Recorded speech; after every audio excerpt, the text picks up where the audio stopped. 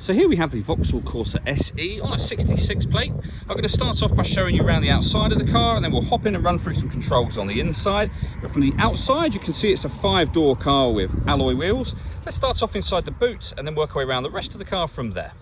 So as we approach the boot, you'll see we have plenty of space in there, along with that 60/40 split folding rear seat, should you need to increase that space even further. Just briefly before we climb in, I think it's well worth seeing the interior from this exterior point of view. There's plenty to run through on the dashboard, so let's hop in and we'll do that right now. Okay, now that we're inside the car, we're going to start with the dials. On the left-hand side, we have the rev counter, and on the right-hand side, the speedometer. In the middle at the bottom, you've got the total miles of this car, which is 6,704.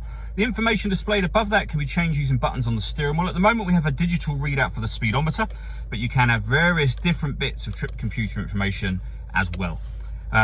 If we back out to the steering wheel, on the left-hand side, we have cruise control and the speed limiter, and on the right-hand side, stereo and phone controls. The phone controls can only be used after such time as you paired up your phone, and that is done on the touchscreen in the center just here. Hit the phone icon, and then you'll search device and follow instructions on screen from there. We're going to go back a page.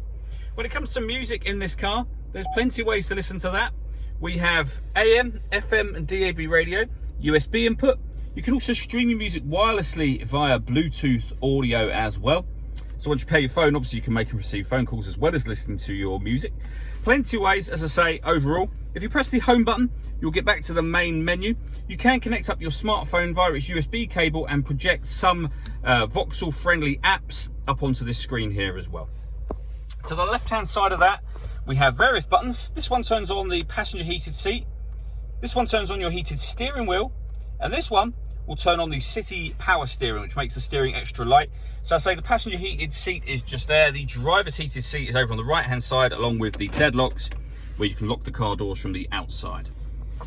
Below that, we have the air conditioning. So you can select the temperature, fan speed, the direction you'd like the air to be distributed in, and then the air conditioning is on when that light shows, so off or back on again. You can recirculate the air that's in the car by hitting that button. That's a great way of heating it up or cooling it down quickly, depending on the temperature you set over here. And we have a heated rear screen as well. Underneath that, we have the USB input and a 12-volt charging socket. The gear lever for the fully automatic gearbox. The plus and minus buttons on top will enable you to change gear manually with this automatic gearbox, should you wish to. All that leaves me to say is thank you for taking the time to watch this video. If you'd like to come and see the car in person and have a test drive, please feel free to call any of our MJA sites. We'd love to hear from you soon.